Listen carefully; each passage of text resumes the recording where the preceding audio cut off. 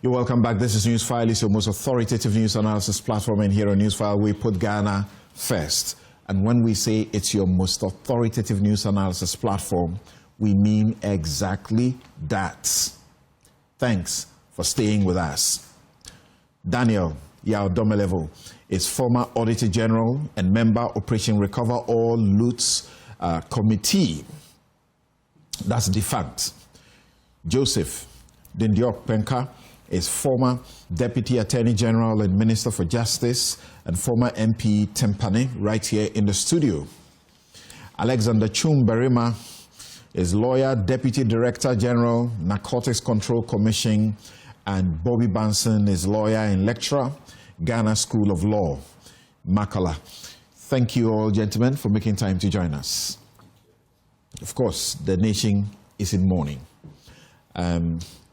While we are mourning over the quote-unquote looting brigade, looting what is supposed to be used for the good of the collective to their individual private pockets. Allegedly, we've also lost a colossus.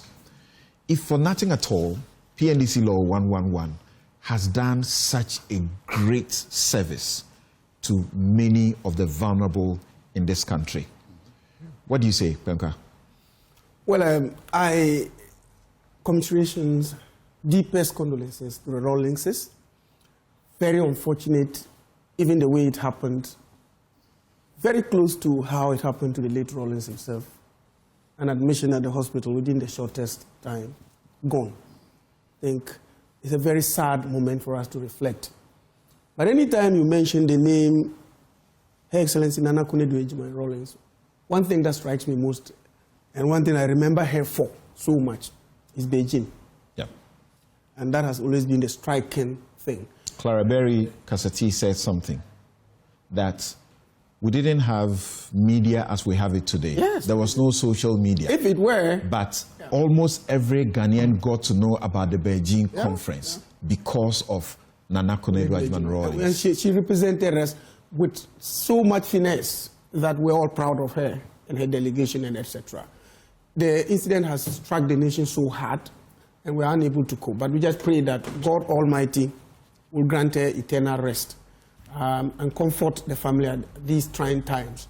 Yesterday, when I heard it, it was so striking. Quickly, I went to social media and was awash with the news, very sad news that hit the nation. And I think that this year has been most unfortunate for us as Ghanaians. We are losing quite prominent people who have contributed so much to this society. If you've mentioned PNDC Law 111 and the rule and all that, something if you go and read the law well, and you know the rationale behind its promulgation, you give a standing ovation. We're left stranded and children. You give a standing ovation to people like Excellency Nana. So we do this quickly, and I go to Daniel Yaodomelevo to hear him briefly on this as well, his message of commiserations to the former First family, and then he will begin the discussion with us on our grieving over the quote-unquote looting brigade.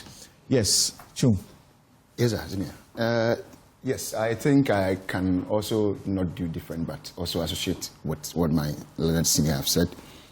When it comes to Nana Konadu Ejima Rawlings, she's a name, and not just a name, but a name that everybody, except maybe someone who just like maybe 10 years old or something, that may not really come to terms with that actual person that she is. But growing up, I remember when I was in the primary school, she once came to my village.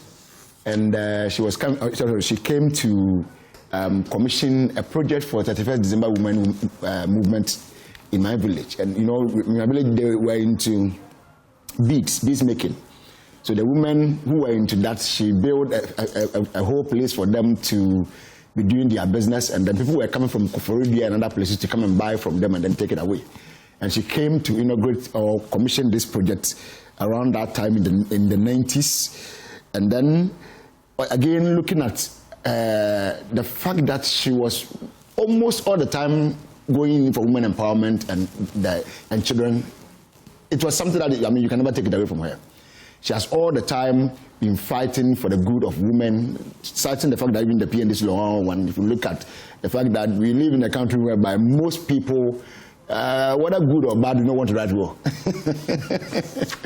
You don't want to write their wills. And in most instances, you find people die without will. And when that happens, proud to the law, I mean, you're finding so many family frictions, so many. Throwing away of children from their homes, throwing away widows from their homes, and so many things.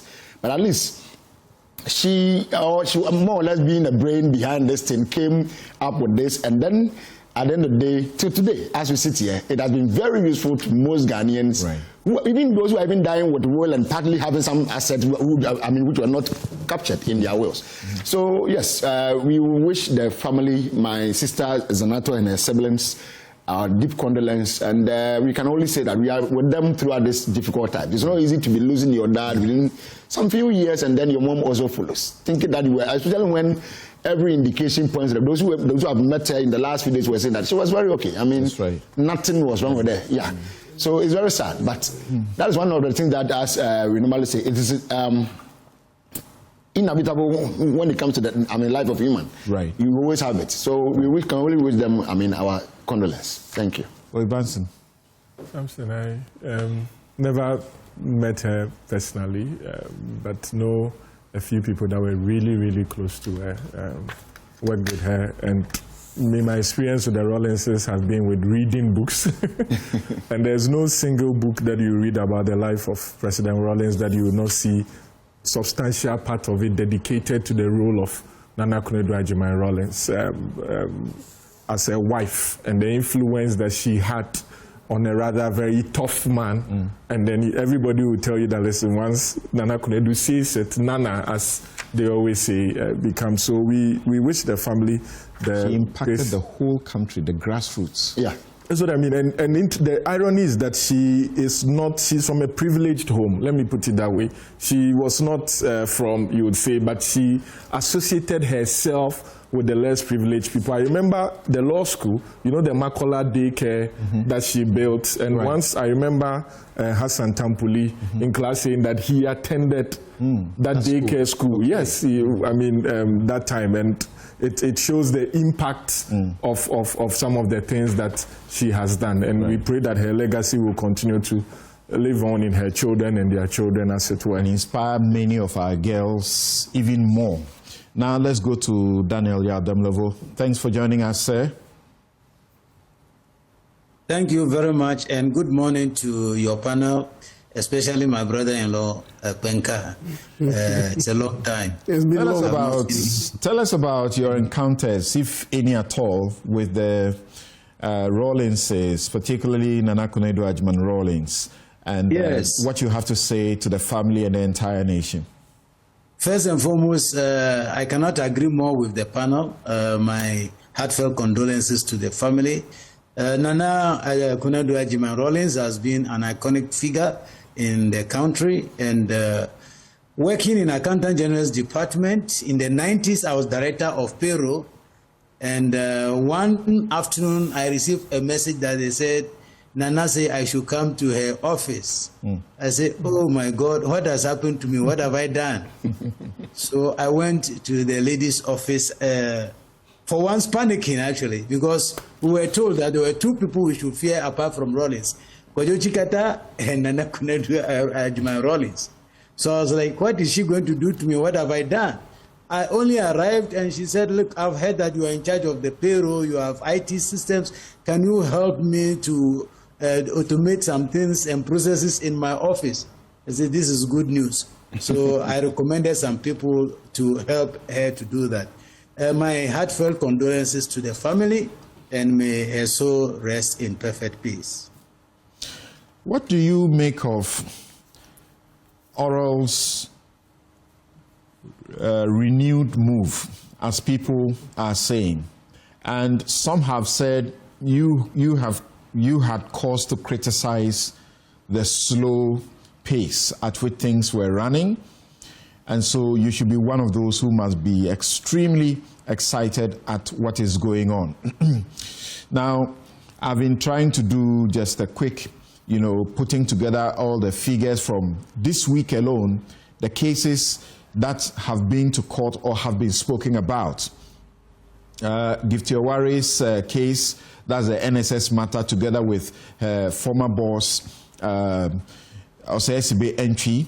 We are now told that it's moved from the previous 500 and something or 600 and something to 2.2 billion Ghana cedis of monies stolen or misused through ghost names. The Auditor General had done an audit, special one, which earlier revealed that OSP entry alone, was being paid as a national service person and every month he was receiving a certain amount, and cumulatively for 16 months he received in excess of 8 million Ghana cedis. That's 8.2 million. The buffer stock, Hanan Abdul Wahab, is it? 78 million. The MPA Mustafa Abdul Hamid case, you have over 291 in Ghana cedis, million in Ghana cedis, and then you have USD component of 4 million plus, 4.6 million.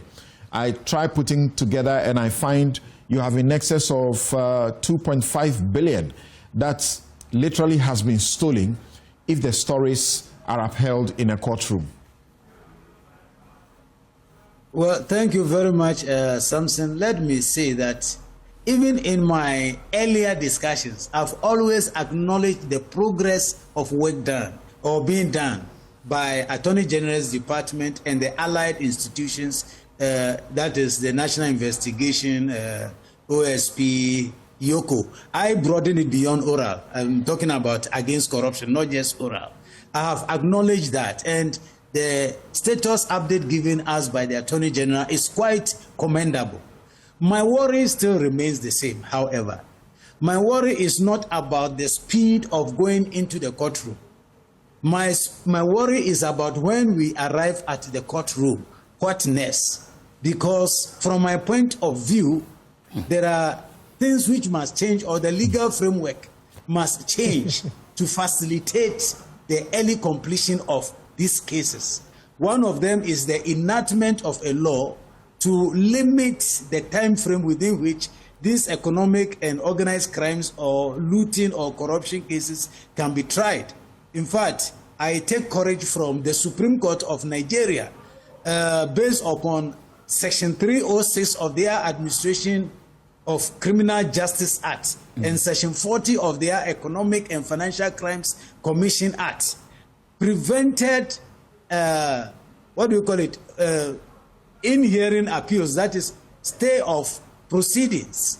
They allow you to appeal during the proceedings or during the hearing, but there is no stay of proceedings. So once a criminal trial has started, it continues to the end. And I think if we bring such a practice to Ghana, it will help us so that a case does not stay in the court for too long. Again, proving the guilt, proving beyond reasonable doubt that someone stole money, especially in the form of economic crime, in terms of corruption, etc., is extremely difficult because these acts are not done openly. These acts are not done by people who are as daft as me. It is done by very intellectual people, people who have a lot of control and power and can also influence systems, people, including even the investigators and prosecutors. So the principle of reversed burden, as implied or stated under Article 286, which says that from your previous declaration of assets and liabilities, if your subsequent declaration shows an increase in wealth, which does not match your sources of income, gift, or etc., then you have acquired these assets contrary to the Constitution. I think we should expand on that law and apply it to unexplained wealth, apply it to all corruption and corruption-related cases. Otherwise, it is going to be difficult. Two things are going to be happening. One, how to prove beyond reasonable doubt in the courtroom that even though we have 20 million in my Daniel Domilevo's account, over the years, when we put up the amount of money he earned, it will not even reach 1 million. So he is a thief. How to prove it will be difficult. And again, how long it will take before we come to the closure on that case is going to disturb us. And we know the practice is that the lawyers, forgive me, you people are lawyers, I'm not one, but one of your good practices is to delay cases till there's a change in government. Then you see nolly prosecutor, or we are no more interested in the case. So these are my problem. Why I said the last time that I can't see the tunnel before and from where you sit, you say, you call this the low-hanging fruits as far as this kind of reform is concerned. Exactly, because I think with the majority in parliament, it should be easy to pass these laws, including internal auditing, because we want to also, as we recover the loot, we want to prevent additional loots. So internal auditors must be made independent so that they can be a check. They are on the ground, they are professional. Talking about internal auditors, and there are various layers of individuals and institutions involved in how these monies get, dissipated, or stolen or misused. And yet, at each level, nobody gets to flag the infraction. The Attorney General gave us an example that if you take the DRIP, the district improvements, whatever it is, equipment, he speaks about overpayment for that project, the equipment that was brought to the government, overpayment by as much as $2 million US. How is this a mistake? How is this an oversight? He speaks about, because we were supposed to be paid $176 million US. Instead of that, they got paid $178 million US. So he's ordered that they refund the $2 million in excess. There were as many as 190 pieces of equipment that was added and cleared duty-free, as in tax exempt. It appears these would have gone to a certain individual or certain individuals, or they would have gone to the company, the JA Plant Pool. And this, we have lost tax income of over 38.7 million in tax evasion. And that's not all. He speaks about over-invoicing of between 100 and 300%. They paid, in some instances, an equipment that cost $40,000 US. The country paid $48,000 US for that equipment, more than twice. How did all of these things happen when there are checks every step of the way? Yes, checks are there in the public financial management system. And I keep insisting that no matter how robust the internal controls, that is the checks and balances, are in the financial system, one, when there are no consequences for misbehavior, these controls will always be undermined because people will always collude and seek rent from the system. So they will try and come together. And at times to some people, not that they are part of the plan or the plan to loot. They may not be part of it, but they fear for themselves, especially internal auditors. If they see this anomaly and they report it, most of the times what happens is that you lose your job, the minimum is to be transferred, or you remain on your grade or whatever. So for fear that the repercussion, and remember I always say, once you fight corruption, corruption will fight you back. For fear that they may be attacked, they don't say anything. I am not saying that all the others who pass, including the accountants, the officers who validate or certify stores people who claim that they have received, etc., they are not complicit. They are all complicit. But then in financial management, we always have internal audit providing assurance that all these controls are in place and working properly and have been complied with. But when the internal auditor himself also becomes afraid and fear for his life or her life and cannot independently check the system, this is what happens. That's why I'm calling that they should amend the Internal Audit Act, send them outside the control and direction of the spending officers so that they can provide proper assurance and with which they know that you can't transfer me, you can't sack me, you can't do anything. It is just a professional work that I am doing as an internal auditor. So I cannot agree more with you that the system at times is sickening if you hear what is going on. But because we have allowed people to get away with it over the years, people feel motivated to do it, always. Is it not curious to you, because of where you have the privilege of sitting previously and now, that at the National Service Secretariat situation, Giftiowari Mensah is able to use a company she's associated with to allegedly fleece the country this much? Initially, the losses, uncovered through the Fourth Estate's work and the Attorney General's work was estimated at 548 million Ghana cedis. But now, by the subsequent forensic audit, it has escalated the figure to 2.2 billion. Ghost names in their thousands, fake names. And then the bank, ADB Bank, also facilitates the loan process, all of these things. And nobody is checked. OSP entries situation, you find the system by which he's alleged to have received the money monthly. All of these are systems that we thought were, because they are virtual, they will help to check, the corruption. And as much as 8.2 million goes to him by the, accumulation. The buffer stock situation, Hanan Abdul Wahab, the laundering of 78 million Ghana cedis through 7 entities linked to himself and his wife and staff. How did that happen? In Mustafa Abdul Hamid's situation, the extortion that he's alleged and the money laundering of proceeds through property and business fronts. How do these things all happen and nobody gets to check anything? That's what I want us to focus on. Samson, it comes back to the same answer that I gave you always, that there are no consequences for misbehavior. People have gotten away with it over the years, and it keeps happening, so it increases. Let me say, what you are saying disturbs me, especially the bank.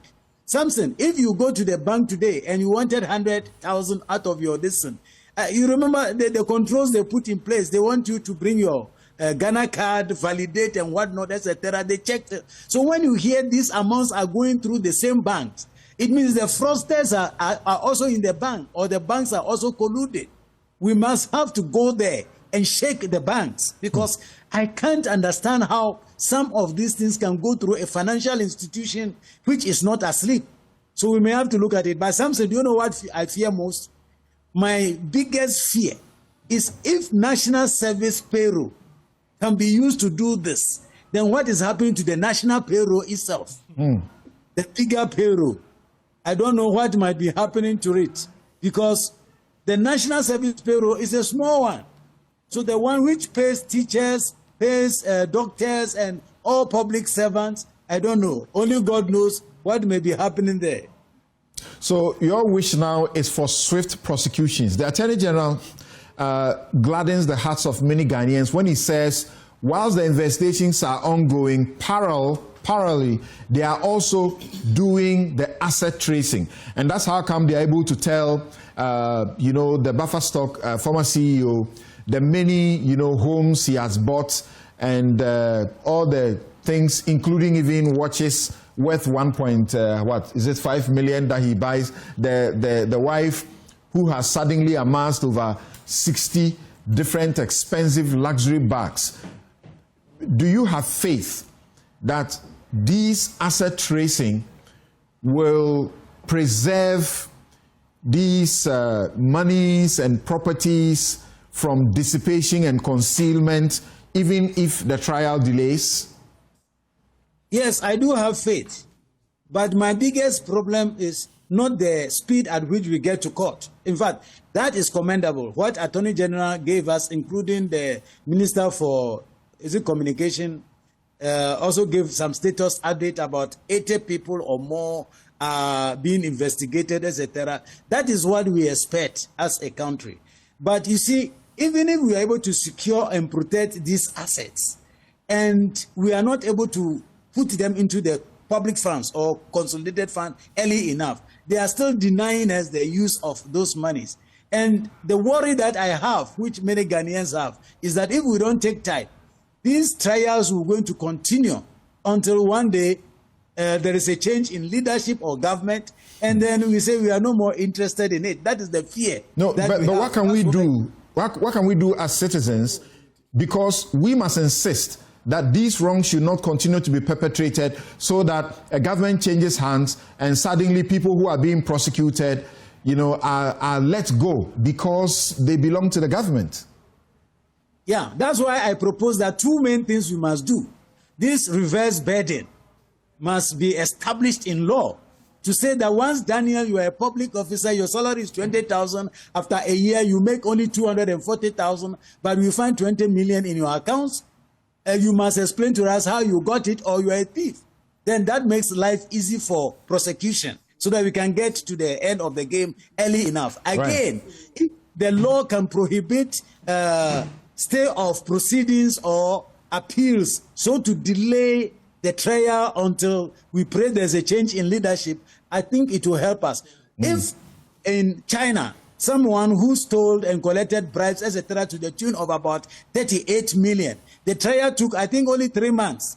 So why can't we give ourselves, look, we are not as fast as China. Why don't we give ourselves 9 months and say within 9 months or within 1 year, this trial must end, so that people don't steal, praying that they will remain in court until their government comes back and free them or take them off the hook.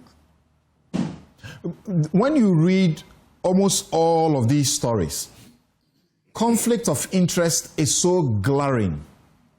People, their own companies, insider dealings, using them to siphon these monies, allegedly, as we have seen. Sometimes I don't even want to use the allegedly, including where the Auditor General has finished their report on them. Let the other people prove otherwise. Otherwise, that is what it is. You have stolen. So when you see the widespread conflict of interest situations with almost all these individuals, what do you think? There's something wrong with the people who go into public office, right? The UK Deputy Prime Minister, Angela Rayner, just for underpaying, property tax, she has resigned. And guess what? She didn't breach the law of the UK. She only breached the ministerial code, which is not law. I agree with you, Samson. The Constitution provides code of conduct under Article, I think, 284. Correct. Of the Constitution. And we have not expanded that. You remember the COPOL, the Public Office Holders Bill has been on the table. In fact, it was on the Conduct table. Conduct of Public Officers Bill, yeah. Yes, Conduct of Public Officers Bill, yes. It was there before I became Auditor General. Several changes and amendments were made to it. Nana Addo Dankwa Akufo-Addo promised that he was going to give us an international standard one. It didn't happen. And now we are 9 or 8 months again into another administration. And I think this must be passed into law, because the average Ghanaian thinks that once you are occupying public office, it is like a busian or a family property. It is yours. You can use it for yourself, which is wrong. So I think we must pass that bill with speed, so that people are guided, properly guided. So people don't go into the public office thinking that the office is now their personal property. Interesting. Thank you very much, Daniel. I'll beg leave of you. Thank you. Thank you very much. Okay, thank you. We can end it there and come to the studio now. You're still here on Newsfile. This is your most authoritative news analysis platform. And here on Newsfile, we put Ghana first. And my guests who are still in the studio, Pemka, Bobby Banson, and Chum. Now, I think I will take a break and return to hear from them, because there were some of the issues I saw them nodding in agreement, and there were some I saw them shaking their head in disagreement. Pemka was talking about civil law, procedures that we are bringing, civil law country procedures that we are seeking to import into our system. How does it work? How do you say that you can't make any appeal when you are doing a trial? Well, we'll take a quick break. We'll be right back. Right, you're welcome back. This is Newsfile, it's your most authoritative news analysis platform. And here on Newsfile, we put Ghana first. My guests now are Joseph Dindiokwenka, former Deputy Attorney General, Alexander Chumbarema, Esquire, he's Deputy Director General of the Narcotics Control Commission. Bobby Banson is lawyer and lecturer at the Ghana School of Law. Daniel Yao Domelevo just left us, and he has a blueprint, what he calls the low-hanging fruits. You would have heard Professor H. Kwesi Prempeh, you would have heard many people, the CDD and the Anti-Corruption Coalition all come together to say we need lifestyle audits, and we need what we call those unexplained wealth orders. If we got them, will be good. And the reverse bidding, once you get something which your salary cannot, sustain, or the Constitution says it is not attributable to your earnings, a loan, an inheritance, a gift, or reasonable earnings, we will take it back. Let's hear Dominic Ayine this week. 1. A 5-bedroom house bought from Chain Homes Limited between February 2019 and December 2020 at a cost of $1,625,000. Of this amount, $5,758,165 Ghana cedis, that is the equivalent of 230,841 United States of American dollars, was paid directly from the accounts of the investigated entities. The balance was paid in cash to Chain Homes by the couple. Now, in criminal investigations, when large cash sums are being used to pay, that is prima facie evidence of money laundering. In July 2020, the couple purchased a 3-bedroom house at Cantonments from Golden Coast Developers Limited at a cost of 600,000 United States of American dollars, using two of their companies, Fahauser Ventures, owned by the wife, and Fahauser Company Limited, owned jointly by the couple. The land documents were, however, registered in the name of their wife. Between October 2019 and February 2021, the couple purchased plots at Fanali's airport development site for 750,000 United States of American dollars. The total payments were made in cash in the name of Fahauser Said Wuni. We have the cash, receipts from the developer. Subsequently, in July 2021, Fahauser Said Wuni signed a contract with a construction company, Mendeha and Souza Construction Limited, at a cost of 691,650 United States of American dollars to construct the shell and the core of the building. This excludes the cost of architectural designs from Ansara Architecture Pty Limited, based in South Africa. The building sitting on 3 plots is now estimated to be valued at $2,500,000 United States of American dollars. Now, ladies and gentlemen, other properties acquired by the couple are as follows. A 17-bedroom boutique hotel at Gumani in Tamale, in respect of which the couple used Fahauser Company Limited to sign a franchise with Villa Monticello for the price of $250,000. In other words, $250,000. So they wanted Villa Monticello to run it as if it is a Villa Monticello hotel. So they paid $250,000 to Villa Monticello, in order to hide the identity of the hotel. But we've been able to dig in, and we've gotten all the evidence, including all the receipts from Villa Monticello. There is a 4-bedroom bungalow situated at Jowlo, Accra, valued at 4.1 million cedis. 3-story building, that is Chicken Republic, the Chicken Republic building in Tamale, situated at Estate Junction, Tamale. 5-bedroom mansion at Canville, Dorado Street, Tamale. We have also frozen all these assets and will be taking steps to have them confiscated to the state in the course of the criminal proceedings. We have no doubt in our minds that these properties were bought from the proceeds of crime.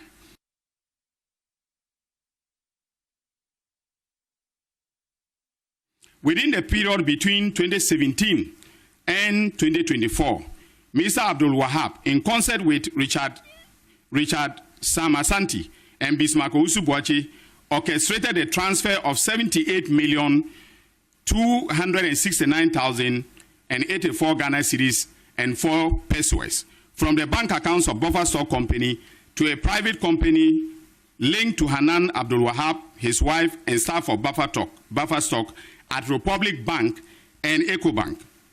Evidence shows that the funds were instantly retransferred to companies owned by Abdul Wahab himself, and companies and entities owned and associated with him and his wife.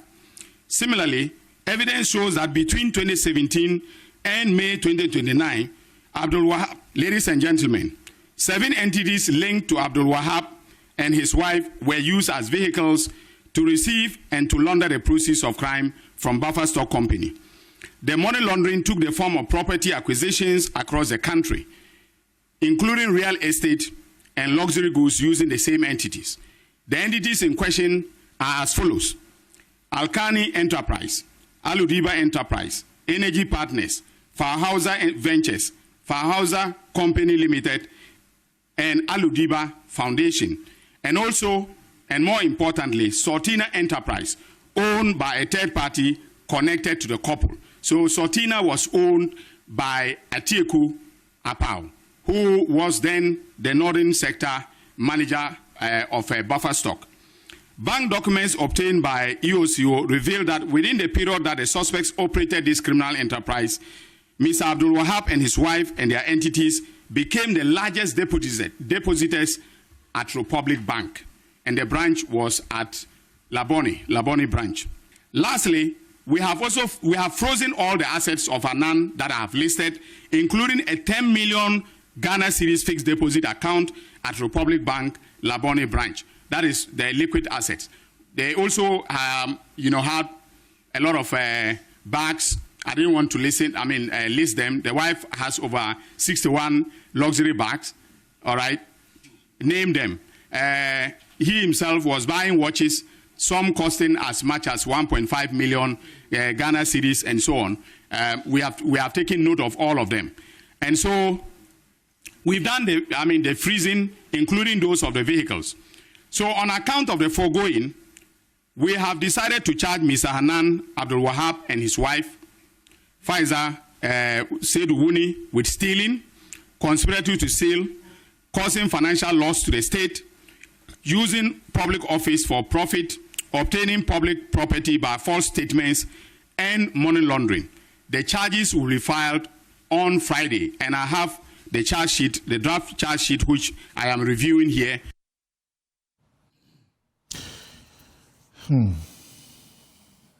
So, this is the other side of the grieving. It's true. Why are you struggling? The looting brigade. Why are you struggling? Because it's mind-boggling. And there is this talented writer, K. Kujo. He says, you do not accidentally move that much money through a bank built to detect financial crime. You either disable the safeguards or you sit inside them. Chumberema.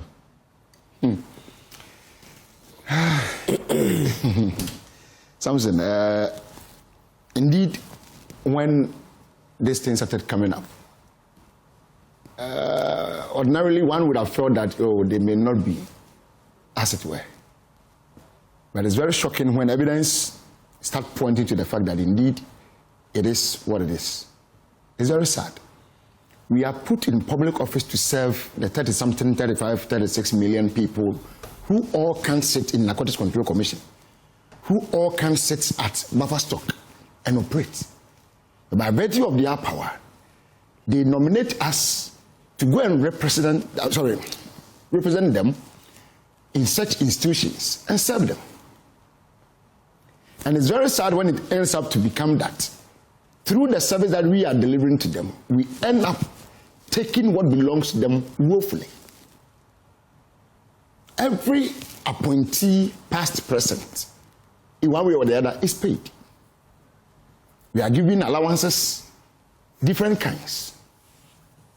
We are giving, in some cases, some gets even official apartments or homes or whatever to reside. So when it takes us to this point, it's just unbelievable. He tells you why he calls it rumble in the jungle. He said, I called the criminal enterprise operated by Abdul Wahab and his collaborators at the buffer stock the rumble in the jungle, not only because of the huge amount of money at stake, but because of the fact that while food suppliers were wailing and gnashing their teeth due to failure to pay them for supplies to the buffer stock, and while our school kids were being denied nutrition under the school feeding program for lack of funds, Mr. Abdul Wahab and his collaborators were busy lawlessly looting funds meant for the program. It's true. I sat on a Sampa FM one time when this issue of students not getting food, however, having gone to school, we were discussing it with Obi. And that time, it was this same gentleman who was then the MD or chief executive, whatever you give to him. At that time, students had gone to school by that time, I think around about a week or so, and in fact, the parents were complaining that the headmasters had said that they should now bring food from their houses to the students in the schools because government at that time was not providing food for them.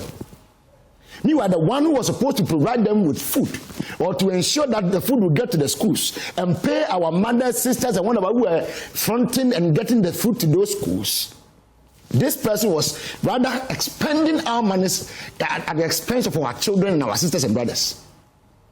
How on earth can this happen? This is the government that promised us that when they come to power, corruption will be a thing of the past. That was the promise that Konadu gave us. Unfortunately, what did we see? Or what are we seeing? How can an appointee of such a government have all these things? Meanwhile, records from what the AG said is that your salary from the time that you took office to the time I think you was leaving was ranging between 17 to about 30,000 or so maximum. So if you are within this range, senior, how could you have amassed all this wealth? He left at around 24,000. Yeah, that's what I'm saying. That I mean 30,000 maximum. Okay? How could you have amassed all this wealth? Meanwhile, you know very well that it is of conflict of interest when you have a company or you go to establish a company, you bring that company into your own institution and start awarding contracts to your company. Companies, not companies. Companies, thank you. Seven different companies. Who does Alkwani Enterprise, Aludiba Enterprise. His name, what's his last name again? Aludiba. Aludiba Enterprise, Energy Partners Limited, Fahausa Ventures, Fahausa Company Limited, Aludiba Foundation, and Saltina Enterprise. Can you imagine? You have used your own names and other things to form companies whilst you are in office or even proud to come into office, whichever way, and you are using these same companies to front in your own institution, awarding contracts to your own companies, paying your own companies and benefiting at the end of it. Yet, I saw a statement that he came out with that all these things that he is saying is not the case. So what is the case? We are expecting him to tell us the actual case that he thinks it is. He says his lawyers will do that. No, I mean, even if your lawyers are going to tell us, fine. But your lawyers, as we sit here, your lawyers have not said anything to us. Your lawyers have not come out to say anything. You came out to do, is it Facebook post or whatever, to tell us that whatever the AG has said is not true. So what is the truth? What is the truth? Have you bought a house in chain homes? What do you want to know the truth from him? As in where he got the money and so on. No, but he denying everything that the AG has said. So once you are denying, you must tell us what you think is the truth. Or what do you know that we don't know? He wants to have a day in court. Yes. Oh, but if that is the case, then you should have said that your lawyers will be writing to us. Or will be coming to us. You should have just said that I'll meet the AG in court. Having said all these things, I'm going to meet him in court and then defend myself. Which the law permits you to do. But it's very unfortunate, senior. Go to the other one. Or says the base case. And for him, I am calling on the AG that they should even do a forensic credit on him at KMA. Because even if he could have done all these things at National Service, then KMA, it would be worse. I am telling you. Samson, KMA, it would be worse. Because if you look at how the assembly, some of them, they run themselves when they appear before this accounts committees and look at some of the errors that they are committing. Then for his tenure of over 4 years or so at KMA as Metro Chief Executive, I'm sure a lot has gone on. You are sure? I'm very sure. Don't say that. No, I mean, see, how? But if somebody could be at National Service and could use babies' He's names. a Christian. He was building churches. Oh, goodness and for particular churches. Excuse me to say I'm not a pagan. I'm a Christian. I'm a Christian myself. You don't rob others to go and give it to God. You don't rob others to go and give it to God. You put yourself as a National Service volunteer or whatever and took over 8.2 million.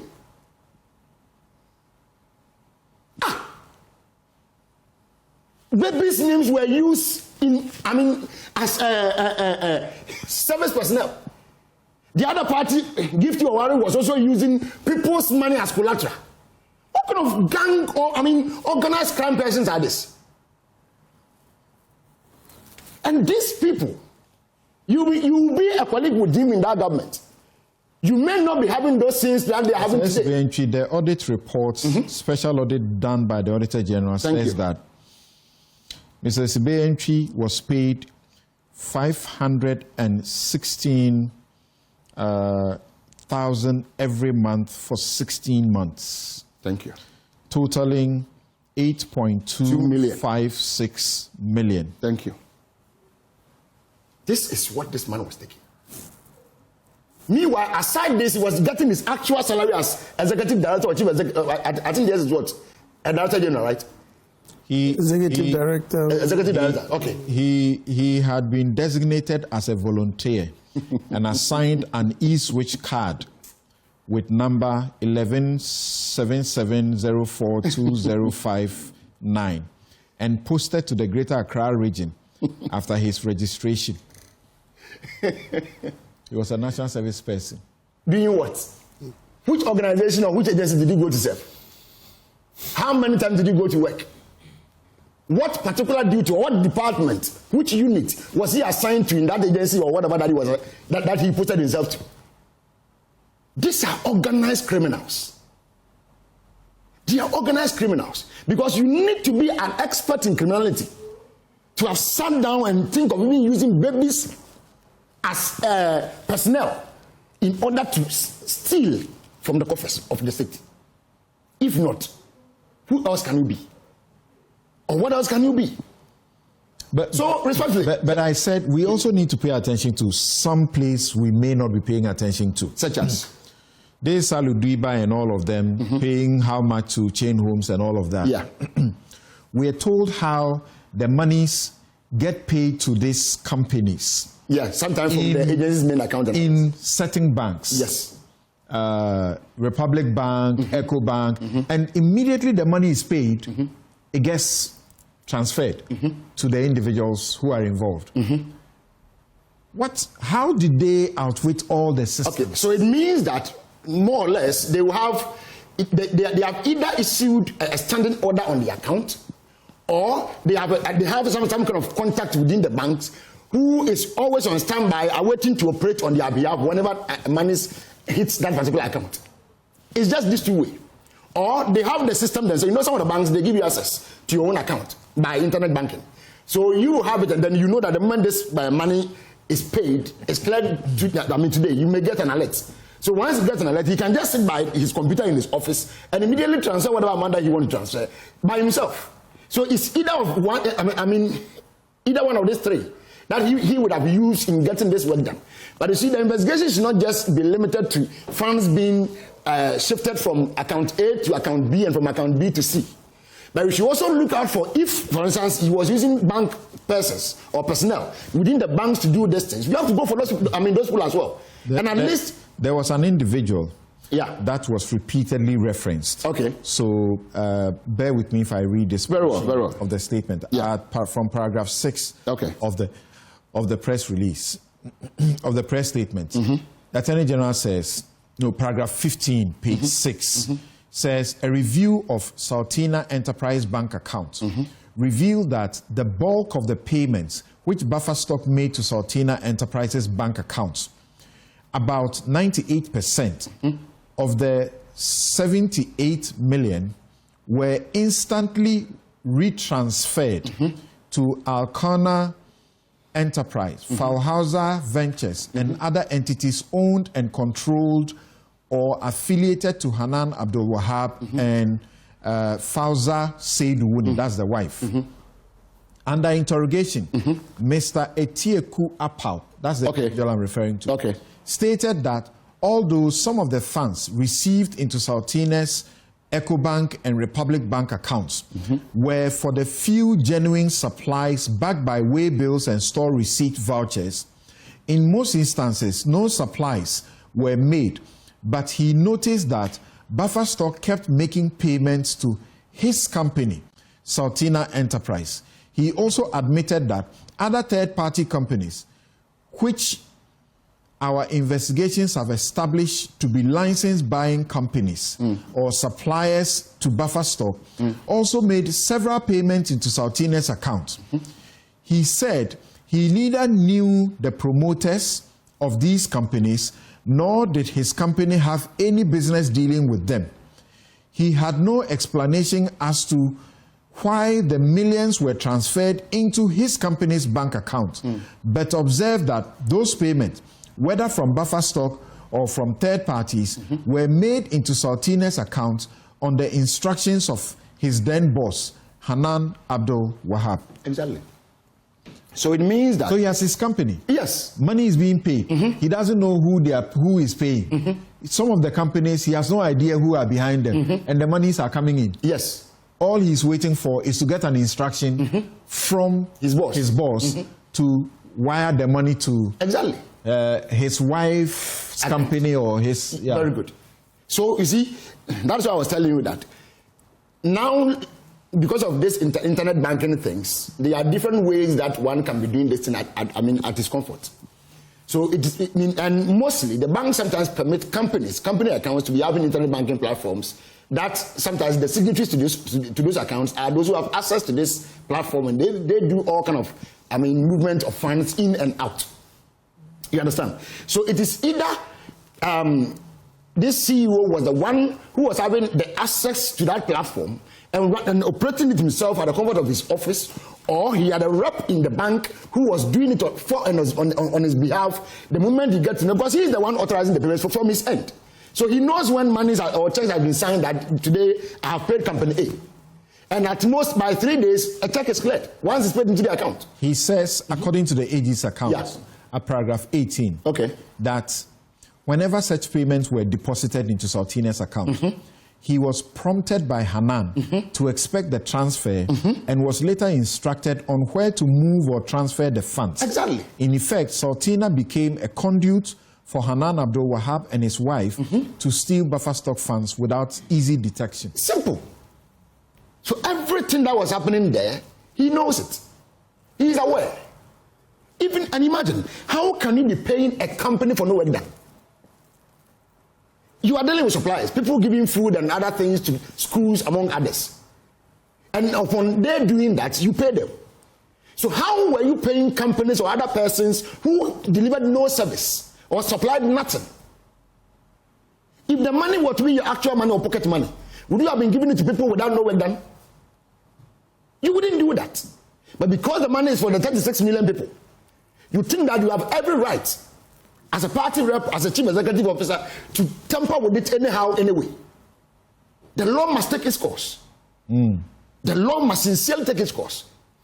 I strongly believe, and I wish to see this case ending at most 6 months time. 6 months. At most 6 months. That would be interesting. No, yes. I mean, there are some judges who will tell you. It's impossible. Oh, no, I can tell you that. It's impossible. Don't sit on another TV and say it. It won't happen. No. It won't happen. Relax, senior. Relax. It won't happen. Relax. You are saying you wish. You are not. I mean, I'm just drawing your attention to it. Penka, at your time under Godfrey Dame, you were seeking to pass this law for daily hearings of these cases. Yes, I'm aware. So if a case is being heard daily, 6 months is even too long. I can tell you that you can hear cases daily and then 1 year you won't conclude.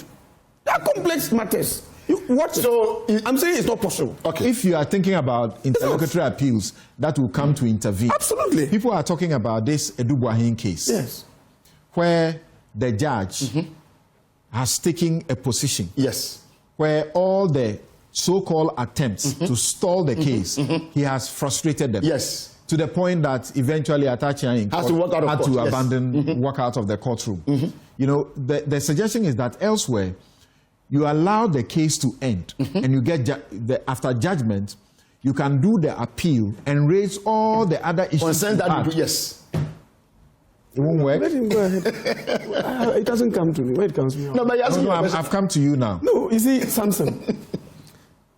You phrased your question in such a way that you are likely to distort my line of thought.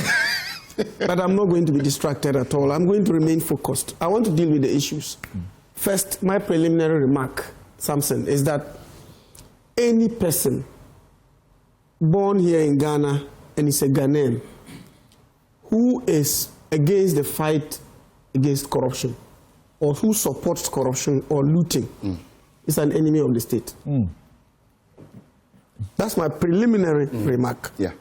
Any person. There's a proposal that we should actually make a law that when the people are arrested and the people who mass up at the investigating offices, they should be arrested.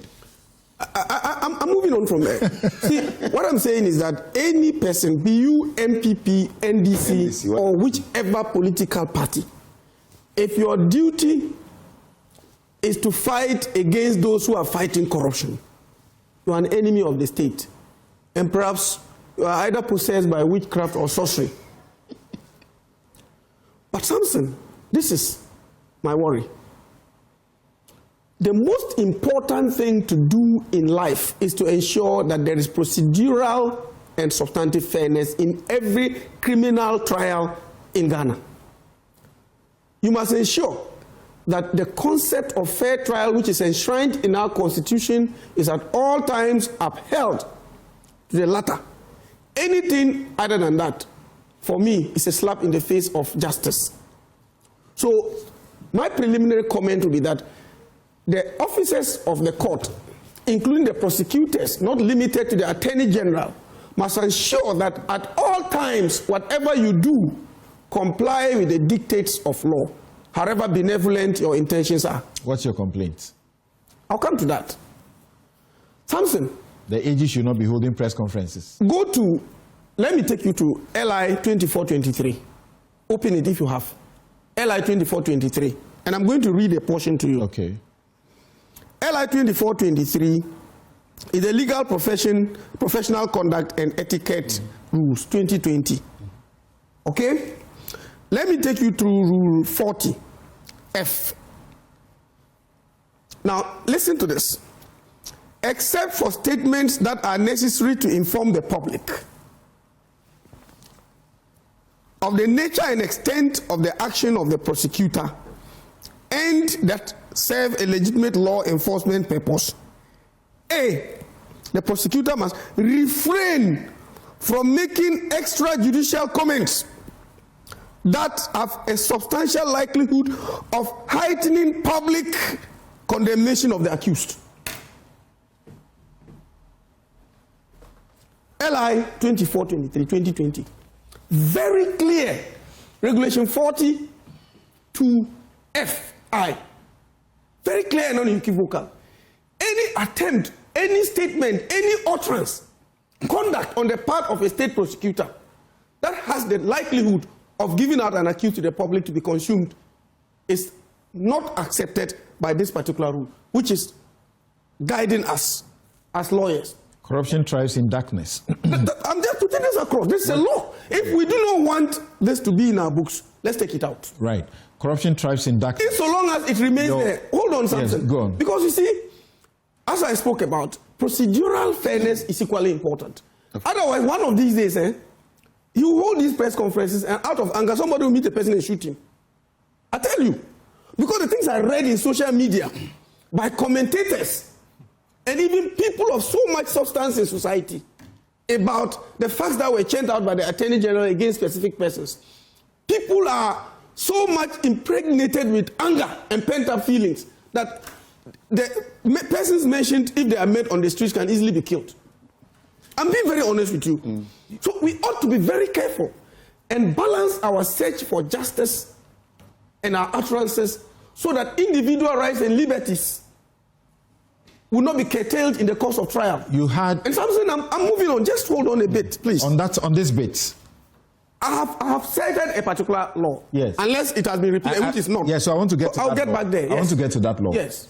You had an anti-corruption action plan from 2015 to 2024. Actually, it was done in 2011. In that action plan by the state, it said that you need to shine the light on corruption because it is corruption cases, because it is part of the way to effectively fight corruption. Yes. Are you saying that Ghana is better than America and elsewhere where the DA's office will make such announcements about cases they want to take to court and actually literally indict the people? Samson, I'm very surprised about the comparison you are making. You see, there is absolutely nothing wrong with the Attorney General telling us that I have charged a particular person with these charges and I'm putting him before court. There's nothing absolutely wrong with that. But when you make conclusive determinations of guilt before trial, before you file the charges. Before trial, is that law? Before you file the charges. And you make conclusive determination, you think that is law? Samson, I don't agree with you at all. That is not law. You cannot make prejudicial comments about a matter you are here to take to court and make, even I heard him loud and clear, and I think he was completely wrong at law, to say that you will confiscate property during trial. You can't do that. No, I think you see that. I mean, he used confiscate, that during the trial, they will take steps to confiscate the property. It's wrong. You cannot do it in law. You can only convict. And on the basis of the conviction, you go for confiscation. But you understood what you were saying. Yes. You understood what you were saying. Yes, I'm saying that the statement he made was incorrect. But later on he says so you see, I say these things because, as I indicated, you may have a very nauseating set of facts, very annoying set of facts. And I could see even Samson's face this morning that he's so much irritated by certain circumstances. I have read some of the Auditor General's report. Which I agree with you. The forensic audit that Auditor General has done. Hold on. I have read it. See, I have no reason to doubt the Auditor General. Samson, have I said the other person overturns the verdict. That you have a reason to doubt? Yes, so that's what the Attorney General has done. I'm making the points one after the other. The Auditor General says, and I'm saying that, my brother, SCB entry has stolen 8.2 million. The Auditor General says, together with Gifty Owari Mensah, they have stolen or misused 2.2 billion. Why should I disbelieve that? Have I said you should disbelieve it? And what's the wrong in saying I am saying that the final pronouncement as to the guilt of all accused persons is by the court. Whatever you say and whatever I say will not constitute the guilt of an accused. What about what the Auditor General says? What the Auditor General says does not constitute the guilt of an accused. Until overturned. Yes, I'm saying that it doesn't constitute a guilt until the courts, where you now take the person to, find that indeed, and in fact, what the Auditor General is saying is correct. When the courts have come to that conclusion, conviction will arise. Auditor General again, report, let me state. They follow search charges and disallowances, and people go. What is the import? What is the import of? So it's a verdict. What is the import of Article 19(2)(c) of the Presumption of Innocence? What is the import of it? What is the import? Article 19(2)(c): a person charged with a criminal offence is presumed to be innocent until he has pleaded guilty or the court has proved that he's guilty. What is the import of it? So as soon as you file charges and you have your set of facts, you go to town and say that the person is guilty. But he didn't. Is that what the law says? For me, what the Attorney General Did you hear the Attorney General say? He's come to that conclusion. Wait, hold on. He's hold come on. to that conclusion. Hold on. When he began, when he began, he's come to that conclusion. So just That's a second. The danger. Just a second. That's the danger. Just a second. When he began, he said that you need to be patient with me. Some of the things that Ora brought were complaints. Exactly. Complaints cannot constitute the basis for prosecution. Exactly. So they had to do examination and do investigations. He said some of the investigation. He mentioned Buankra and said so far the investigation has shown that there is nothing to worry about. Okay. Then he mentions the DRIP project. He doesn't say he's going to prosecute anybody, but he says, I've asked people to return money over invoicing and all of that. Then when he mentions this book, he says that one. This is our investigation and assessment. Anything to change. That they should pay. I'm saying even that one, go and check it. Certain revelations are coming out. Whether all the money in that contract sum or in the invoices were paid. For you to talk of refund.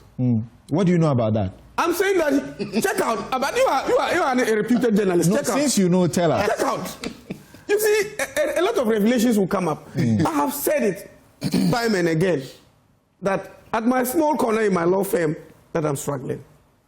One thing I want us as Ghanaians to do is to collectively fight graft. There's no doubt about it. But as I said, procedural fairness. Oh, of course. Hanging people and giving them out to the public to consume them with fury is dangerous to our democracy. Samson, let me draw your attention to something. Even you yourself, you made some preliminary comments about a matter that I'm lawyer for one of the accused persons. See. Mustafa Hamid, for example. There is no charge where a special prosecutor says Mustafa Hamid has used a company to launder money anywhere. There's no charge like that. There is no charge against Mustafa anywhere. Is not alone. No, hold on. Mustafa is not standing trial alone. Mustafa. There is no charge like that. Number two, there's no charge that Mustafa has I made reference to the Mustafa Hamid case. Hold on. There is no reference to any case. set of facts in that case that says that Mustafa has acquired any property. The special prosecutor hasn't said so. And again, even in that case, it's going to be very interesting. Even assuming without admitting that they succeed in establishing the set of facts in that matter, that money they are seeking to retrieve does not belong to the state. It doesn't belong to the state. Mustafa Hamid has not been charged with taking 1 cedi from government. 1 cedi in all the charges. There is not one single charge that says the Republic versus Mustafa Abdul Hamid. The Republic versus Mustafa Abdul Hamid and 9 others.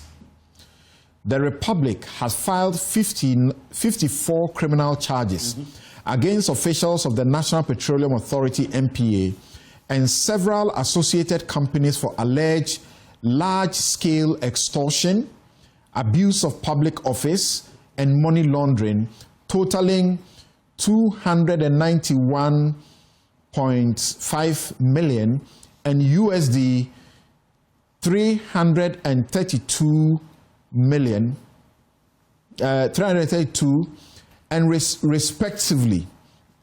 The accused are alleged to have extorted hundreds of millions of cedis and foreign currency from bulk oil transporters and oil marketing companies under the guise of official duties, and subsequently laundered the proceeds through property acquisitions and business entities to conceal their illicit origins. The accused persons are Mustafa Abdul Hamid, Jacob Kwamina Amua, Wendy Newman, Albert Ankra, Isaac Mensah, Bright Bediako Mensah, Kwekua Boaje Aqua, Prop Nests Limited, Kerl Logistics Limited, and King's Energy Limited. Vehicles, including tanker trucks, fuel stations, houses, apartments, and parcels of land valued over 100 million have been seized or frozen pending trial. So this is the fundamental point I'm making. I'm saying that Mustafa Hamid, I've not spoken for others because I'm not their lawyer. And I'm saying that none of all these things you are talking about refer to him. The tankers, the properties, the company, the loan, none. None. What the prosecution is saying is that he's alleged to have collected of that amount of 300 million, he's alleged to have collected 24 million from one of the accused persons. That's what the prosecution is saying. So all that, you just hear the thing in the media and you go hang the person when you haven't even interrogated the facts.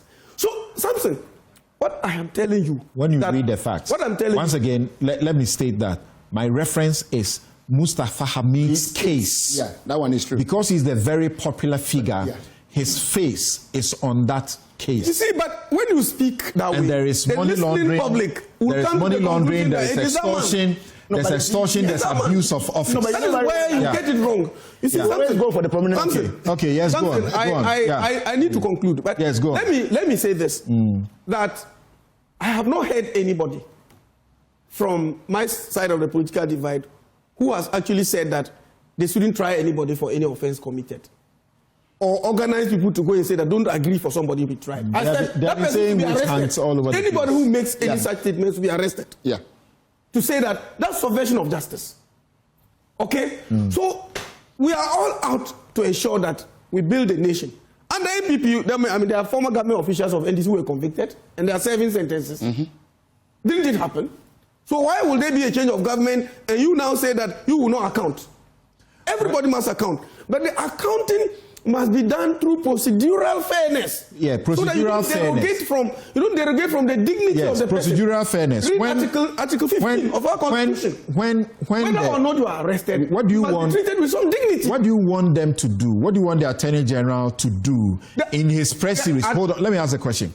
In his press series, when he has such evidence that we have been sharing parts with you, he speaks to documentary evidence from bank accounts of buffer stock revealed that between September 2018 and June 2024, buffer stock transferred a total of 78 million to Saltina Enterprises bank accounts at EcoBank and Republic Bank respectively. The payments were supposedly to pay for food supplies made by Saltina Enterprise to schools under the school feeding program. He points out to you that Saltina Enterprise is an entity owned by James Etieku Apau, who applied to become a licensed supplier to the buffer stock company. This application was approved by his boss, Hanan Abdul Wahab, knowing very well that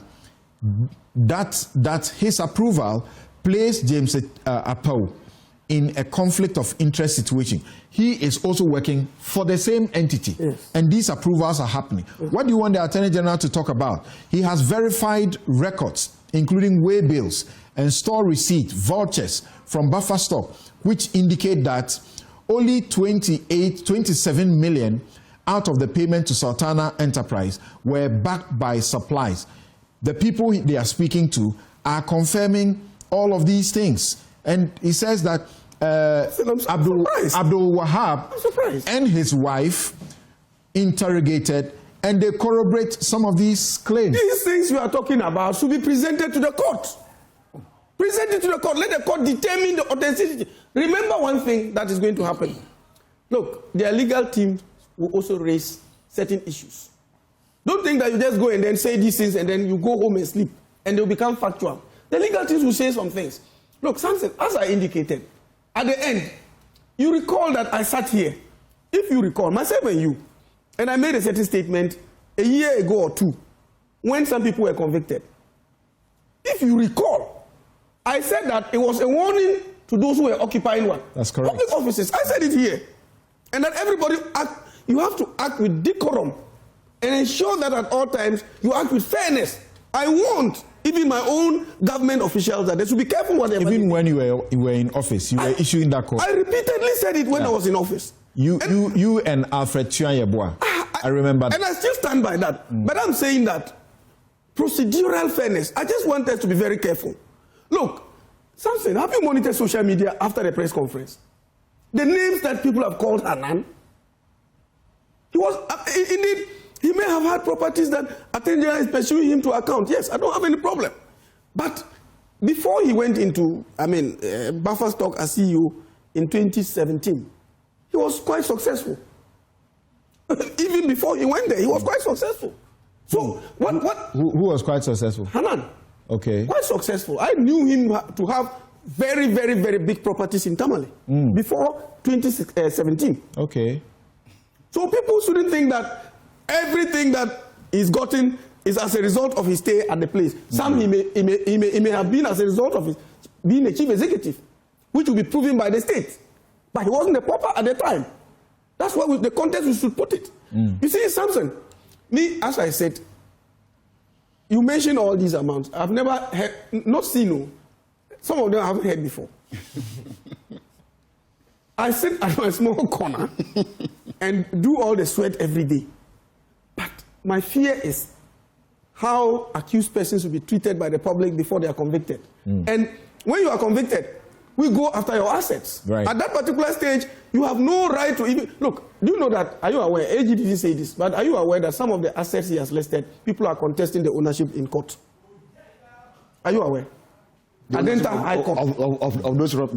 Some of the properties, people are contesting the ownership at Adenta High Court. I am not saying, let me come to you. So, something you haven't... Allow me to conclude in a minute. Yeah. You see, so my take on the matter is this. We should fight graft. We should fight it expeditiously. But we should be mindful of the rights of individuals. Because today, it may be a person that you are trying or prosecuting. Tomorrow, it may be a victim from your side. And we have to be very fair and ensure that whatever we do, we go in accord with the laws and the Constitution. I have quoted to you when what Ejenim Boating Ejay was found by the OSP and Shraj, that at the time he was coming into office, his accounts held, I think, less than 3,000 or so. And then by the time he was caught by Manasseh's investigation, contracts for sale, the account was holding in excess of some, is it 30 million or so. What did Akufo-Addo do? He dismissed him immediately. Why didn't he wait for the court to determine his case first? No, hold on. So you see, as a president who wants to fight graft, you take the person out to go and clear his name. But is that not prejudicial also? No. Is that not louder than hold on. The purpose of it is for you to say that go and clear your name. But you cannot stay in office and clear your name. You see, that particular matter, I have the facts than you do. Because I was one of the first persons who saw the account details. And you know who shared it with me. By then I was in public office, so I can disclose this. It was one of my very good friends who just spoke to you this morning. I mean, he was one of the persons who saw it and shared it with me. And I looked at it. I had my own questions at that particular time. So you wouldn't know the details of what went on for him to be asked to step aside. He was in office. But he set up a talent discovery company. So that's what then whilst he's in office, you wouldn't know the details of what went on. He's in office to ensure that our procurements have integrity. Yes. He's diverting the procurement to his company. To his own company. Conflict of interest. We are seeing all this, the same trend. So you see, that's why I'm telling you one thing. Samson, you are a defense lawyer. You will take facts from your client and go to defend the case. The state has a story. That's right. And there's also a story of the defense. Okay, so it's on listening to the two. So let me come to you. Let me come to you. Let me come to you, Bobby Banson. And let me tell you one thing. I refuse to wear my lawyer's hat fully when I sit here and do this job, especially as I'm talking to 3 different lawyers. I'm getting all the people who are bashing me and say it's being prejudicial, the Attorney General did this wrong, I must agree. I won't agree, I will not disagree. So what's your position? There was something I was going to reference. They said, transaction analysis of Sultina Enterprises Republic Bank accounts and entities used as vehicles to launder the proceeds of the criminal enterprise established by Hanan and his wife, Fauza, corroborated the claims made by Mr. James Tieku Apau. For example, a review of some of the retransfers of the funds paid to Sultina Enterprise by Buffer Stock revealed the following. Then they show 19 million payments from Sultina Enterprise to Hanan Abdul Wahab, Sortina Enterprise to Alkani Enterprise, 23 million.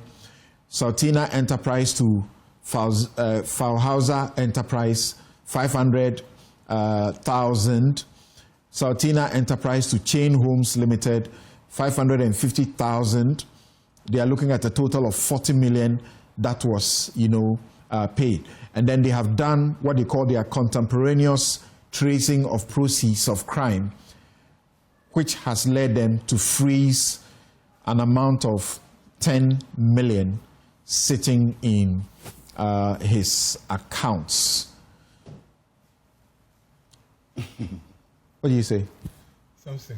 Good morning. You said you are not wearing your lawyer's hat, but I'm allowed to wear mine, right? I wish you don't act as a typical defense lawyer. No, I think there's a lot that has run through my mind as we have these discussions and hear these things. For me, the question of how to solve or uproot or minimize corruption cannot be answered when we limit it to politically exposed persons and we try and make them examples, for lack of a better word, of how to solve corruption. But they steal the big money. No, I'm saying examples of the big how money to that can solve build corruption. hospitals in our places and fix our roads. I have no they doubt. are stealing those I have monies. no doubt, but why should we follow the petty thieves? No, I'm not saying don't follow them. I think that as a country, we should agree on a systematic procedure, a mechanism in compliance with either existing law or laws that we would pass so that we can address the issues to the root of it. For me, when I listen to the Attorney General with these press conferences, it emboldens my advocacy that perhaps it is time for us to actually decouple the office of the Attorney General from the Minister of Justice. Okay. The reason being that the Attorney General cannot be a witness in a case that he's prosecuting. So all the things that he's saying, he cannot go and stand in the courtroom to testify. He has to use persons who now have first-hand information. Those persons will be cross-examined. Now, the Minister of Justice, you use the situation of the DA's office. In America, they do not have a Minister of Justice, but they have a Justice Department. Yeah. And they have an Attorney General who is a political appointee. And the office of the Justice Department, they sometimes hold some of these conferences to give the public an update as to where you are. Now, something, in recent times, the Attorney General held a press conference in Edu Buahin's case. And then narrated how some things had happened. There were 3 accused, I don't know the number of accused, but there was a lady who was also, the narration was that she had also participated and what have you. The Attorney General did that. Just before trial started, the Attorney General has done a U-turn on that lady and now using the lady as a prosecution witness. Is that a U-turn? No, that is benefit. No, and he has told us that in almost all of these cases, yes, they have what we call the small thieves who know all the things that went on. So if there are any deals they are cutting, the deals they are cutting is that come and help us to win against the other person so that you go free. But what I'm saying is that in the initial press conference, the woman was also presented as somebody who had participated in the crime. So the public saw the woman as an accomplice to a crime. And yet when the matter went to court, the Attorney General now realizes that we need this woman as a prosecution witness. That doesn't change the facts. It doesn't change. No, but you are not prosecuting her. It changes her place. We are using the small fish to get the bigger fish. Samson, please, I beg you. If you prepare a charge sheet and you say Bobby Banson, count 1, Samson Ladi, count 3, Mr. Tenka, count 4, and you say that these are the offenses that we have committed, before you file the charges, you hold a press conference and say, we have done A, B, C, D. And then the public will react based on what you told us. Then when you file the charges and the trial starts, you remove Bobby Banson as an accused person and then now a prosecution witness. You are not using me as a prosecution witness and later ask for me to be jailed. So the story has changed. If Bobby Banson has amended the charge sheet. That is what I'm trying to say. If Bobby Banson has a good lawyer, or let's say a very ethical lawyer, who says, look, Attorney General, I beg you, my clients are speaking to me. She admits that she did A, B, C, D. Please help us out. We are ready to testify to help you catch the bigger fish for the 48 or 9 million. So leave our small that little reverse? No, but Will that reverse the press conference? Wouldn't they do plea bargain? It doesn't change the Wouldn't they do facts. plea bargain? It is only the circumstance plea bargain. the circumstance of the individual. I am that only matters. trying to say that there is an inherent risk Okay. with the nature and the content of the press conference. Okay. That is what I'm trying to say. That there's an inherent risk because the story or the circumstances, as was changed in the case of Mildred, may affect other people that have been. You have been traveling the globe. You know what the DA's office do in the US when they have prosecutions to do, how they come out and say, I'm talking about the Department of Justice and those district attorneys. That is why I said... They come and say, we have ABC. When Trump's issues came up, we had, they'll do press conferences before they file or even after they file, they do press, and tell us that he's a thief. That is why I'm saying that it may be better. Please correct that thing. From the morning. Samson. Hold on, please. Don't mislead our viewers and listeners. You see, you are one person that I hold so much in high esteem. I beg you. The Americans say they don't come and hold a press conference and say the person is a thief. That's not what they say. They don't do prejudicial comments. They don't do that what they do is to come and read out the charges and say we are ready to go to court. They don't call a person a thief when he has not been convicted. You can only call him a thief when he has been convicted. Until then, he's suspected. Please. So the point that's the law. Is that you may not be happy with it. That's the law. That's the law. Perhaps we are not speaking English. We are speaking law. Please. Perhaps it may be necessary for us to push the agenda of decoupling the two offices.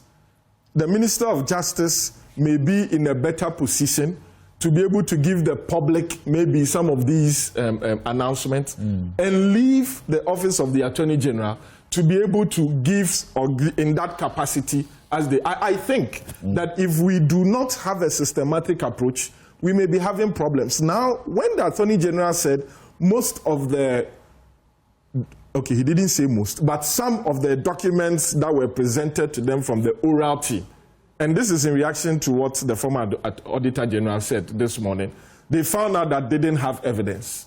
And I had always made the point that the concept of recovery of all public loots is one that must be supported by every well-meaning Ghanaian.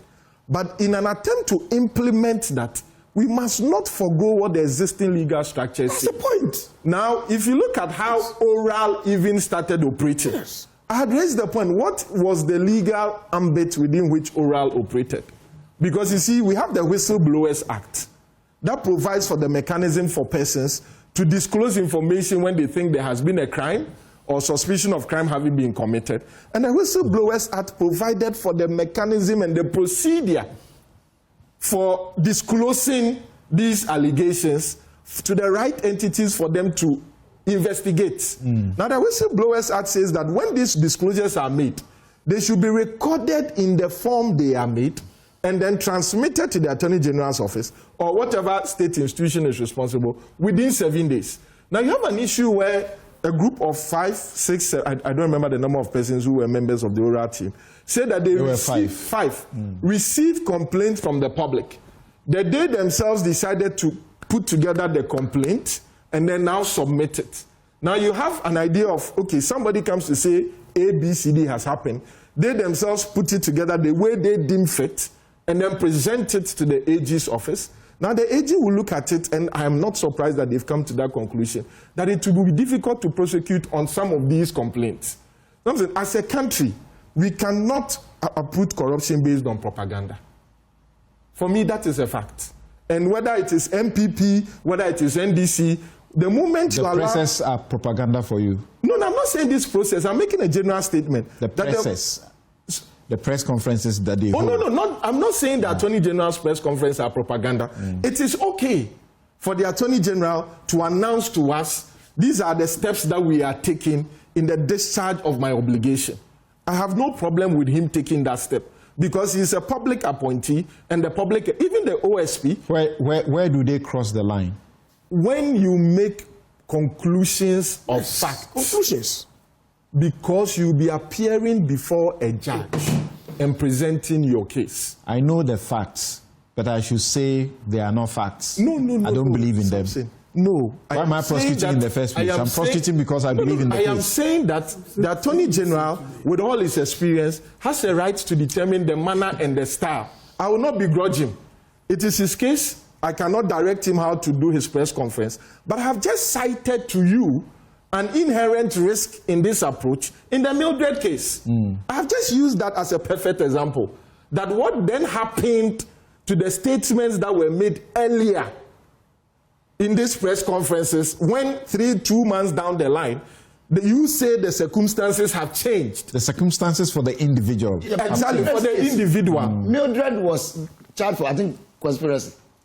But the punishment for conspiracy is the same as the substantive offense. That's right. In that case. No. Anyway, yes.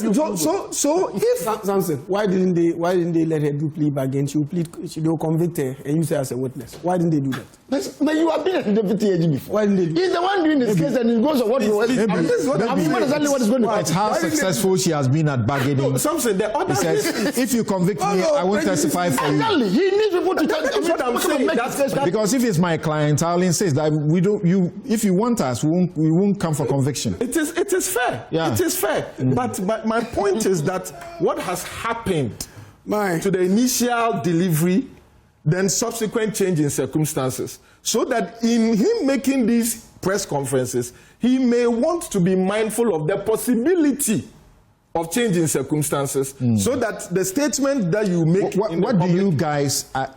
And this thing is being turned into the press conferences rather than the meat of the situation. You know, it's been said that the most effective way to fight corruption is name, shame, and jail. Within the context of applicable law. Correct. Yes, that's key. Otherwise, you'll be building a system. Can you hear my question? Correct. Yes. Can you hear my question? So my question is, how should the Attorney General stop these press conferences? If he should not stop, how should he do them? He should because I am very familiar with how in the United States, in Canada, in parts of Europe, you know, this is common. Prosecutors, how they announce indictments or charges, particularly in major cases involving public officials, organized crime, and national security. They explain the nature of the charges, they explain the evidence supporting them, and then they talk about the next steps that they have to do, and this is intended to reinforce public trust by demonstrating transparency and accountability in the justice system. Of course, I will admit that in the US, the district attorneys and so on, when they are doing the UK as well, the Crown prosecutors, when they are doing this, they do it within certain ethical and legal constraints. Absolutely. That's all I've said this morning.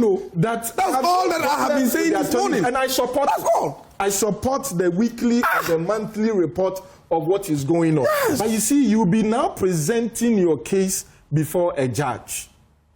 Yes. And so if you make conclusions of facts, and I like the phrase you use, and I keep borrowing it, and there are changing circumstances, what then happens is like you've what the chiefs will say, what into see how to form now. What's wrong with that? No. There's everything. They can always come back and say we had this and blood, but now. Let me tell you what is wrong with that. We are sorry. Let me tell you what is wrong with that. My senior colleague here made statements that if this is what Mr. Osesibe is alleged to have done at national service, then he's saying then that they should go to his time at KMA and go and audit him. Yes. What's wrong with that? No, he's making these statements based on the publications by the Aegis Department. Publication of an audit report, forensic audit report. No. I'm saying that based on the encounters from the Aegis Department. The AG is relying on a forensic audit. Wait, Samson. Until that audit is overturned, is conclusive of the person's wrongdoing. Samson, I heard your... Does it constitute guilt? Until it has been impeached. Does it constitute guilt? I heard your submission on the Auditor General's report. The offense can be named. We are in this country when the Zoom Lion matter.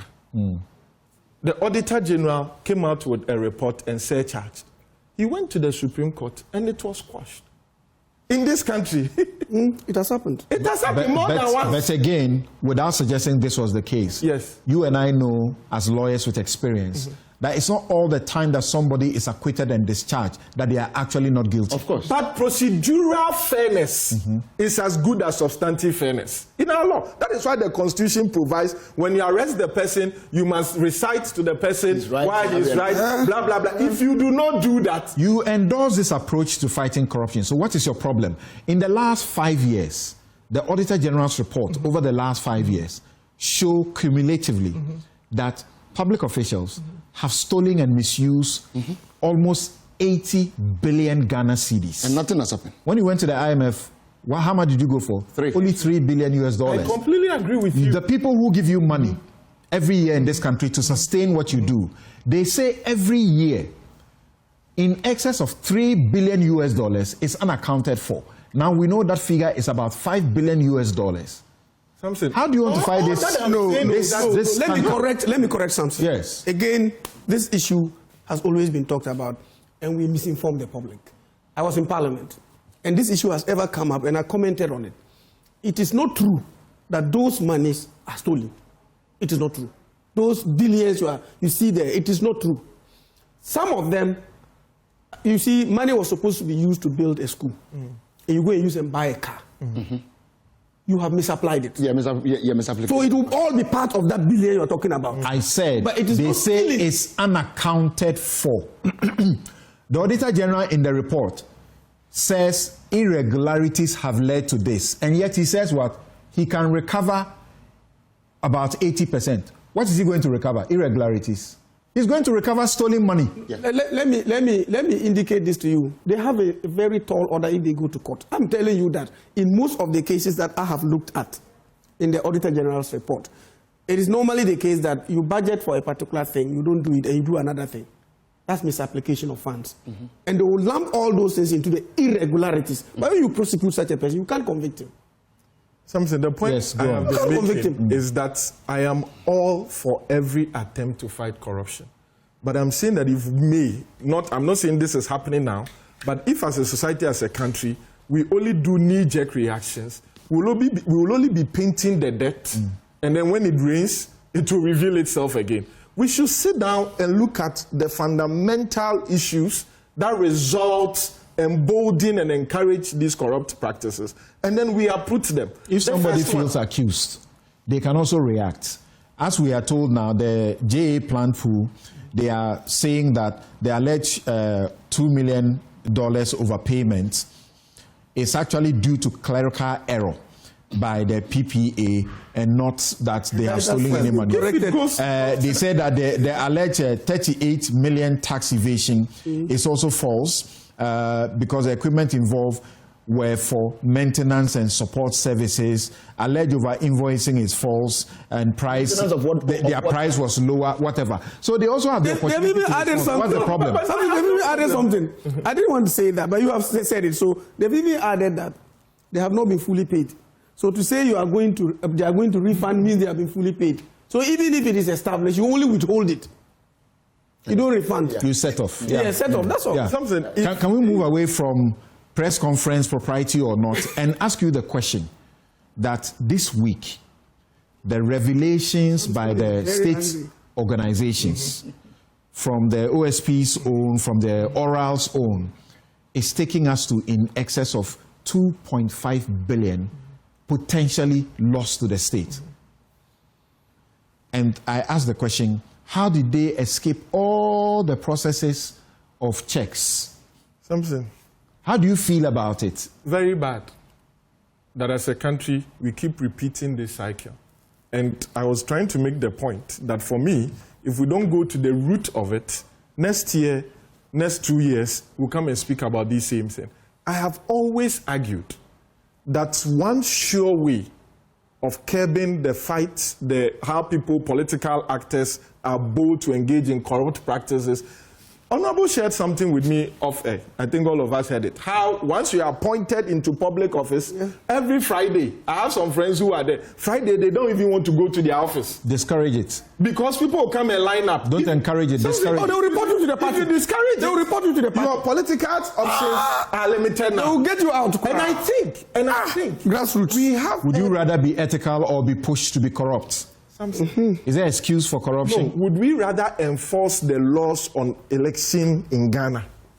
That would sieve how political parties and political actors get elected are financed. That's a good question. I have always maintained if we don't address to get enforcement of the political laws, to mount a successful presidential election campaign in Ghana, you need to spend not less than $200 million. Who has that? Where do we get that money from? It used to be about 100 million. It moved to 150 million, and now the researchers say it is about $200 million. Look at where do they get that money from? Look at the primaries before you do the primaries. Yes. Before you go for the main election. Meanwhile, we have the law, the Electoral Commission law. I ask you a question. Where do they get that money from? I have never stood for election. They steal it. I have never been close to somebody who stood for election. I disagree with you. I disagree. All that I know is that the law that governs the work of the Electoral Commission. People believe at the end of put up yourself and see.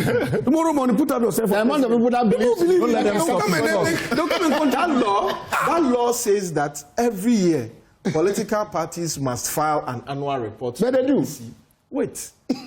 No, they don't do. Wait. And then disclose their source of funding. So, okay, if the political parties do not do that, the EC should strike out the names of those political parties. But some people have been struck out several times. Oh, and the two main political parties. We have been complying. Oh, please, let's do a search at the EC. I think the law's requirement, as I remember it, 25 days to elections, you're supposed to do that. Exactly. And then 6 months after election, you're supposed to bring your audited accounts and everything again. Okay. But we know the EC doesn't have time for these things. I'm telling you. It took Kofi Bentil, Ewua, and Co to go to court to get the EC to be compelled to do it. They didn't even do it because they didn't have time for it. Have. The second thing I think we should look at is an amendment to the disclosure when you appointed public office. What was it called? The assets. Declaration of assets. That we should have that in a manner that everybody, it's not like it should be disclosed hidden only when there's a trouble. You have succeeded in not talking about the substantive narrations by the EC. No, but you said we should move away, and that is the point I'm trying to say. The substantive allegations that he has made. They are all allegations. The political party situation. Yes. The biggest problem with that law is that it has to be cured. It says the party is the one to submit the accounts and the audits. The political parties, they don't fund their campaigns through the party. They fund it through the individual MP candidate or presidential candidate. So the law needs to change to target the individuals rather than the party. That's what I'm saying, that we must look at addressing those grassroots, those problems that grow into what we are seeing now. Assuming that these allegations are made, sometimes you ask yourself, this 78 million, what does the person use it for? You ask yourself. Okay. So these amounts, definitely, if there's somebody in a political office who feels that he owes an obligation, listen, Mr. Haruna Eseku, may his soul rest in peace. I was young. Kickback. But I remember issues where he said, contractors must bring money, he must take them to the presidency to fund. He said it. And he lost his political position when they were going for the election as party chairman. And you know that was truth, right? I don't know, but I'm saying I was young, I heard it. And so you cannot wash away some of these things. If we do not address political funding, the asset declaration, and more importantly, we should stop being hypocrites. Let me finish that one. We should stop being hypocrites, Samson. We have members of parliament who said once that somebody had come to parliament to attempt to bribe MPs. Yeah. He was asked to disclose who. He said he will not. He's being held around as a vocal and a champion anti-corruption person. That is what I'm saying. We are talking about Apia Akubi, right? What's the name? Yes. Andy Apia Secondly, we have people who have said that they were bribed by a national security coordinator. Somebody offered bribe and whatever. And that they were going to disclose those matters. They never did. And so sometimes the people who are in public space advocating against these corrupt practices, when they are personally involved and have an opportunity to walk the talk, they do not. And we don't punish them. That is what I'm saying. Even though Andiapia Kubi lost his elections, I'm not sure this was the reason he lost it. If you look at Professor Kofi Abochi joins us. Yes, Professor Kofi Abochi joins us. Go to him, just 30 Yes, seconds. You see, you took half of my time. I'm sorry. The declaration of assets. The declaration of assets. Why don't we promulgate a law? And when you declare, we go and verify. That's what is in the new bill that Parliament is refusing to pass for how long? Over a decade. They won't pass it. Talk about some of these things. They won't pass it. So the citizens must march to that chamber and tell those people stand on them to pass it immediately the way we want it. You spoke about finishing a criminal matter in 6 months. Yes. Because they are enablers of the corruption. Professor Kofi Abochi, thank you very much. What's the intervention you want to make for us this morning? Specifically on the question of the World Bank finding of $3 billion being the amount lost to corruption. Okay. I think the issue was a bit muddled between you yourself and your discussants, in which pressure we said that the bank was never lost and kind of accounted. Your line is very terrible. We can't hear you. Can you hear me now? Better now. So the point I was that World Bank was emphatic and clear about the fact that the $3 billion that is not accounted for every year is lost to corruption. It is corruption. It is not money. Thank you very much, sir. It lost to corruption. Now, you were right that the finding was made sometime about 50 years ago. And now, if you update, the thing have not, that we are clear with about 8 billion every year. Some like they have. Unfortunately, the line is very terrible, but we thank you for the intervention. It was very useful that the World Bank report says this money that is lost every year in this country is lost to corruption. That's what it says. And now the figure is about 6 billion each year. It used to be 3 billion for over a decade. We kept saying so quickly in a minute before we go on the break. That when it matters most, politicians always think of guarding themselves. I mean, with all due respect. You know that the election petition manual provided a means that when it comes to election petition, it should be completed within how many months? It's very there, so it's possible. Of course. It's possible. They have done it. That you can't just file interlocutory applications. They've done it. Yes. When it comes to electing president. But there are even some judges who will tell you how long they want to. So why can't we do that when it comes to dealing with corruption? There are some judges who will tell you that. That even though there is procedural fairness, it should be done within this. Let me take a break and return to read your messages. And the law he's referring to, prior to 2020 elections, our law was that presidential election petitions will be heard expeditiously. Expedition took us 8 to 9 months, where we couldn't, we are trying a case for 9 months. And I'm proud that I was part of the team that did the research that led to the new rules. We went to Kenya. We didn't go far away. In Kenya, they do the election petition in 14 days. It is in their constitution. And then we decided that we'll give a timeline, not more than 45 days, and then we did it. We'll take a quick break. We'll return to continue to interrogate the matter from the angle of the president, meeting with the acting chief justice, the attorney general, and the auditor general, and getting promise that there will be set up special courts to, as it were, deal with infractions from the Auditor General's report. That's where a lot of the looting happens, but people don't get prosecuted and they get away with our monies. But I'm asking one question. What is new about that, really? We have the Economic and Financial Crimes Courts there. So what do we need special courts for?